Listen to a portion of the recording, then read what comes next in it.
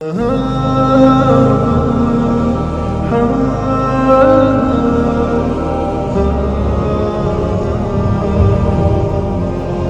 ابن ماجہ کی روایت ہے حضرت ابو ہریرہ سے رضی اللہ تعالی عنہ قال قال رسول اللہ صلی اللہ علیہ وسلم اذا وقعت الملاحم بعث اللہ بعثا من الموالی ہم اکرم العرب فرسا واجودہ سلاحا یوید اللہ بہم الدین رواہ ابن ماجہ عن ابی ہریرہ رضی اللہ تعالی عنہ۔ جب ملاحم کا دور شروع ہوگا تو اللہ تعالیٰ اٹھائے گا ایک لشکر یا لشکروں پر لشکر موالی میں سے۔ موالی کون ہے؟ عربوں نے جب فتح کیا تھا اس پورے علاقے کو خلافت راشدہ کے دوران، اور پھر وہ لوگ جو ہے ایک رائے تو یہ تھی کہ انہیں غلام بنایا جائے ساری آبادیوں کو، لیکن یہ کہ حضرت عمر کا اجتہاد تھا، اس کے مطابق جو ان کو غلام نہیں بنایا گیا تو وہ موالی کی حیثیت رکھتے ہیں۔ عربوں میں دم نہیں ہے، موالی میں سے لشکر اٹھیں گے کہ جو در حقیقت حضرت مہدی کی حکومت کو قائم کرے گی۔ دوسری حدیث سنیے عن عبداللہ ابن الحارث رضی اللہ تعالی عنہ، اور یہ ابن ماجہ کی روایت ہے قال قال رسول اللہ صلی اللہ علیہ وسلم یخرج الناس من المشرق فیوطئون للمہدی یعنی سلطانہ، لشکر نکلیں گے، لوگ آئیں گے مشرق سے اور وہ حضرت مہدی کی حکومت کو جمائیں گے اور قائم کریں گے۔ اب ذرا نوٹ کیجئے کہ جزیرہ نماء عرب کے مشرق میں کون سے ملک ہیں؟ تین: ایران، افغانستان، پاکستان۔ یہ تین سالڈ مسلم ممالک، مسلم آبادی اکثریت۔ ویسے تو یہ کہ آگے ہندوستان میں 20 کروڑ مسلمان ہیں، لیکن وہ 20 کروڑ جو ہے وہ تو 80 کروڑ کے اندر تحلیل ہو جاتے ہیں غیر مسلموں میں، لیکن یہاں جو معاملہ ہے یہ خالص اکثریت کے۔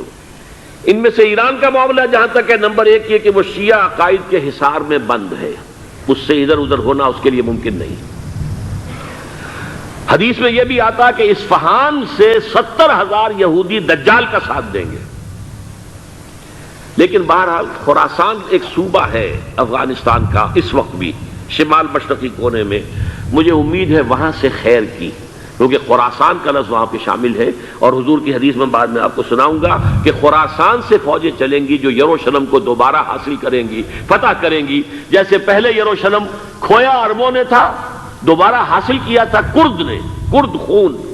صلاح الدین ایوبی رحمت اللہ علیہ، ایسے اب پھر عربوں نے کھویا ہے، لیکن لینے والے خراسان سے لشکر آئیں گے۔ یخرج من خراسان رایات سود لا یردھا شیء حتی تنصب بإیلیا، خراسان کے علاقے سے کالے علم لے کر لشکر چلیں گے جن کے رخ کو کوئی موڑ نہیں سکے گا جب تک کہ وہ جا کر یروشلم میں نصب نہ ہو جائے۔ اس کے بعد نام آتا ہے پاکستان کا۔ یہ ہے میری اور آپ کی داستان، اور یہ ہے سبب جس کی وجہ سے کہ میں آپ سے یہ گفتگو کر رہا ہوں۔ اصل میں تو کس لیے؟ محض ایک علمی استفادہ، محض اپنی بات آراء کو ظاہر کرنے کا شوق نہیں، بلکہ یہ کہ اپنی ذمہ داری ہم پہچانیں کہ ہم کس مقام پر کھڑے ہیں۔ دیکھیے، اس پاکستان کے بارے میں یا ہندوستان کے بارے میں علامہ اقبال نے کہا تھا اپنے ترانہ ملی میں،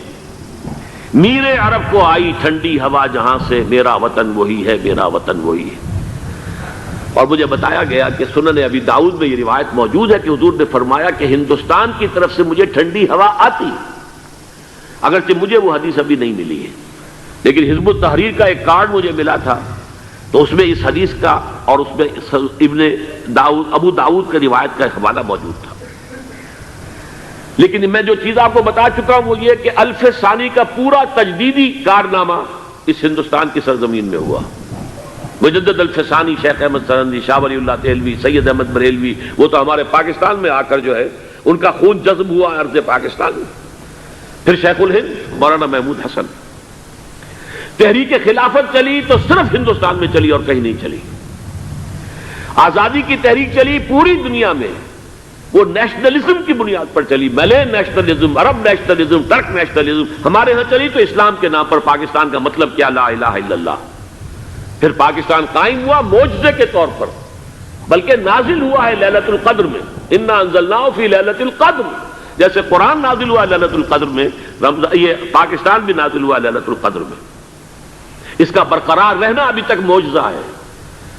ہندو یہ سمجھتا تھا، کانگریس سمجھتے تھے کہ جھٹپٹ ختم ہو جائے گا۔ پھر یہ کہ اس کا قرارداد مقاصد کا پاس ہو جانا، مزید بھی اور اضافی دفعات دستور میں آ جانا، اب کمرشل انٹرسٹ کو ربا قرار دے کر حرام قرار دینا، یہ سارے لینڈ مارکس ہیں کہ جو اشارہ کر رہے ہیں کسی چیز کی طرف، معاملہ کدھر جا رہا ہے۔ پھر یہ کہ یہ جو 14ویں صدی کے مجدد تھے شیخ الہند، اس کے بعد سے کچھ ایسی شخصیتیں عظیم پیدا ہوئی ہیں ہند میں، جن کو میں سمجھتا ہوں کہ 14ویں صدی کے مجدد اور 15ویں صدی کے مجدد کے درمیان، یہ 15ویں صدی کے مجدد کی راہ کو سیدھا کرنے والے، جیسے کہ حضرت یحییٰ نے کہا تھا میں تو آنے والے کا راستہ سیدھا کر رہا ہوں حضرت عیسیٰ کے لیے، ایسے ہی 15ویں صدی کے لیے امام مہدی کے لیے راستہ صاف کرنے والے سب سے پہلے علامہ اقبال، جنہوں نے اسلام کا تصور دین کی حیثیت سے دوبارہ زندہ کیا ہے، ورنہ اسلام ایک مذہب کی شکل اختیار کر چکا تھا۔ پھر مولانا مودودی، مولانا ابوالکلام آزاد حکومت الہیہ کے نعرے کے ساتھ میدان میں آئے۔ یہ اقبال نے جو تصور پیش کیا تھا اس پر عملی جد و جہد کے لیے حزب اللہ قائم ہوئی۔ نوٹ کر لیجئے 11 برس کا فرق ہے عمر کا علامہ اقبال کے اور ابوالکلام کے، اور 1913 میں جب حزب اللہ قائم کی ہے اس وقت علامہ اقبال کی ملی شاعری اپنے عروج کو پہنچ چکی تھی۔ پھر یہ کہ علامہ اقبال کے بعد تعمیل جو ہے اس کام کی وہ ابوالکلام نے کی، لیکن روایتی علماء کی شدید مخالفت کی وجہ سے وہ بددل ہو کر چھوڑ گئے، کانگریس میں شامل ہو گئے، بساط جو ہے حزب اللہ کی انہوں نے لپیٹ دی۔ پھر مولانا مودودی آئے، انہوں نے وہ ڈور جو ہے اس کا سرا تھاما، جماعت اسلامی قائم کی حکومت الہیہ ہی کے قیام کے لیے، اگرچہ میرے نزدیک یہ کہ وہ انتخابی اور ایک قومی سیاست کی ایک جماعت بن کر پاکستان میں جو ہے دلدل میں پھنس گئی ہے۔ اب ہم اس کی کوشش کر رہے ہیں، تنظیم اسلامی اور یہ تحریک خلافت جس کے تحت یہ جلسہ ہو رہا ہے، یہ ساری چیزیں وہ ہیں کہ آپ کو سوائے پاکستان کے اور کہیں نہیں ملیں گی پوری دنیا۔ معلوم ہوتا ہے کہ پاکستان کو بہت بڑا رول پلے کرنا ہے اس میں، اور اس کے ساتھ اب جمع کر لیجئے افغانستان کی عمارت افغانستان، اسلامی عمارت افغانستان قائم ہو چکی ہے۔ یہ پچھلے 20 سالوں میں جو کچھ وہاں ہوتا رہا ہے اس سے پہلے تصور نہیں ہو سکتا تھا۔ کابل جو ہے وہ تو جیسے پیرس کا تمدن تھا ویسے کابل کا تھا، وہی لباس، وہی سکرٹس۔ یہاں جب آئے تھے شاہ ظاہر شاہ سرکاری دورے پر تو ان کی جو ملکہ صاحبہ تھی ان کے ساتھ وہ سکرٹ میں ملبوس تھی۔ کابل جو ہے وہ بالکل ایک پیرس کی طرح کا شہر تھا۔ آج کابل جو ہے جا کر دیکھیے، علامہ اقبال کے فرزند بھی دیکھ کر آئے ہیں، تو اگرچہ وہ خود میں سمجھتا ہوں کہ خاصے انہیں آپ لبرل کہیں، آزاد خیال کہیں، لیکن اس درجے متاثر ہو کر آئے تھے کہ انہوں نے یہ کہا افغانستان میں جو میں نے حالات دیکھے ہیں کہ اگر 2-4 اور مسلمان ملکوں کے اندر یہ نظام قائم ہو جائے تو پوری دنیا مسلمان ہو جائے گی۔ یہ سب کچھ کیسے ہو رہا ہے؟ یہ آنے والے دور کی جھلکیاں ہیں۔ Coming events are casting their shadows before. یہ سب بتا رہے ہیں کہ پاکستان افغانستان کو مل کر اس میں کوئی عظیم رول پلے کرنا ہے۔ اور اس کے ضمن میں اب میں علامہ اقبال کے بارے میں آخری بات کہہ رہا ہوں۔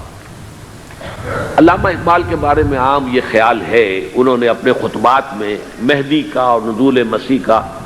حالانکہ میں کل پڑھ رہا تھا مولانا سید احمد اکبر آبادی رحمۃ اللہ علیہ کا ایک مقالہ ان کا کہ علامہ اقبال نے ابن خلدون کے بارے میں یہ کہا ہے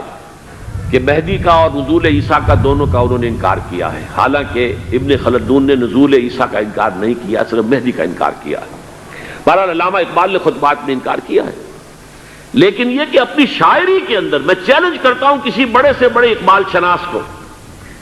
ان کا یہ شعر ذرا سنیے: خضر وقت از خلوت دشت حجاز آید بروں، کارواں زی وادی دور و دراز آید بروں۔ خضر وقت، امام وقت، رہنمائے وقت، قائد وقت، خلوت دشت حجاز، حجاز کی صحرا کی کسی خلوت گزینی سے نکل کر باہر آئیں گے۔ میں حیران ہوتا ہوں علامہ کے اس فکر پر اور اس مصرے پر۔ یہاں انہوں نے شیعہ اور سنی دونوں کے کانسیپٹ جمع کر دیے۔ شیعہ کا کانسیپٹ یہ چھپے ہوئے کسی غار میں وہاں سے برآمد ہوں گے، اور ہمارا کانسیپٹ میں ام سلمہ رضی اللہ تعالیٰ عنہ کی حدیث سنا چکا، چھپے ہوئے ہوں گے وہ وہاں پر، مدینے سے نکل کر آ کر مکے میں چھپ جائیں گے۔ اس خانہ جنگی کی حالت میں لوگ ان کی طرف دیکھ رہے ہوں گے، سوچتے ہوں گے انہیں میدان میں آنا چاہیے، کوئی پارٹ پلے کرنا چاہیے، امت کی رہنمائی کرنی چاہیے، لیکن وہ چھپیں گے، وہ کارے ہوں گے، وہ اس ذمہ داری کو قبول نہیں کرنا چاہیں گے، جا کے چھپ جائیں گے مکے میں، وہاں سے مکے والے انہیں نکالیں گے، اور وہ کارے ہوں گے، انہیں بالکل یہ پسند نہیں ہوگا کہ یہ ذمہ داری اٹھائیں۔ تو خضر وقت از خلوت دشت حجاز آیت بروں، کارواں زی وادی دور و دراز آیت برو، کارواں جو چلے گا ان کی مدد کے لیے اس وادی دور و دراز، اس عظیم وادی دور و دراز، یہ وادی سندھ ہے۔ وادی سندھ جو ہے ہم سمجھتے ہیں کہ صرف یہ پاکستان اور پنجاب جو ہے یہ اس میں شامل ہے، سندھ اور پنجاب نہیں، افغانستان کا پورا مشرقی علاقہ اس میں شامل ہے۔ جیسے دریائے جہلم سندھ میں جا رہا ہے، جیسے دریائے گلگت سندھ میں آ کر ملتا ہے، جیسے دریائے چناب اور راوی اور جہلم اور یہ سب جا رہے ہیں اور آ رہے ہیں، اسی طرح دریائے کابل کہاں سے آ رہا ہے، دریائے گومل کہاں سے آ رہا ہے، ٹوچی کہاں سے آ رہا ہے، یہ سارا جو ہے ڈرین جو ہو رہا ہے ایسٹرن جو ہے پارٹ آف افغانستان، یہ سب وادی ہے۔ اس وادی کے یہ دو حصے ہیں، ایک حصہ جو ہے یہ ادھر پاکستان میں ہے اور اسی وادی کا دوسرا حصہ جو ہے وہ افغانستان میں ہے۔ کارواں زی وادی دور و دراز آیت برو، کارواں چلے گا یہاں سے، یخرج ناس من المشرق یؤتون للمہدی یعنی سلطان ہی، مشرق سے فوجیں چلیں گی کہ جو مہدی کی حکومت قائم کریں گی، اور یخرج من خراسان رایات و سود، اور خراسان سے سیاہ پرچم چلیں گے کہ جن کا رخ کوئی موڑ نہیں سکے گا، حتیٰ تنصب بیلیا، یہاں تک کہ وہ جا کر یروشلم کے اندر نصب ہو جائیں گے۔ حضرات، میں ایک میری گفتگو کا حصہ باقی تھا لیکن میں اسے چھوڑ رہا ہوں، اس لیے کہ گلوبلائزیشن جو اس کی ہوگی، جو خلافت علی منہاج النبوہ کی تجرید کامل حضرت مہدی کے ہاتھوں عرب میں ہوگی، اس سے پہلے اس کے لیے محنت، کوشش، جد و جہد پاکستان اور افغانستان میں ہو چکی ہوگی جو اسے سپورٹ کرے گی اور وہاں جا کر حکومت قائم کرے گی۔ اس کے بعد گلوبلائزیشن کا جو مرحلہ اس کا ہے وہ حضرت مہدی کے ہاتھوں نہیں ہے، وہ حضرت عیسیٰ ابن مریم ان کے نزول کے بعد ہے، جن کے نزول کے بعد دجال کا خاتمہ ہوگا اور یہودیوں کا استحصال ہوگا، مسلمانوں پر بھی بڑی تکالیف عربوں پر آئیں گی، شدائد آئیں گے، لیکن یہ وہ میں حصہ جو اپنی گفتگو کا آج چھوڑ رہا ہوں اس لیے کہ میں دیکھ رہا ہوں کہ بعض حضرات کا صبر کا پیمانہ اب لبریز ہو رہا ہے، تو میں اس حصے کو پھر ملتوی رکھتا ہوں کسی دوسری محفل اور کسی دوسری مجلس اور نشست پر۔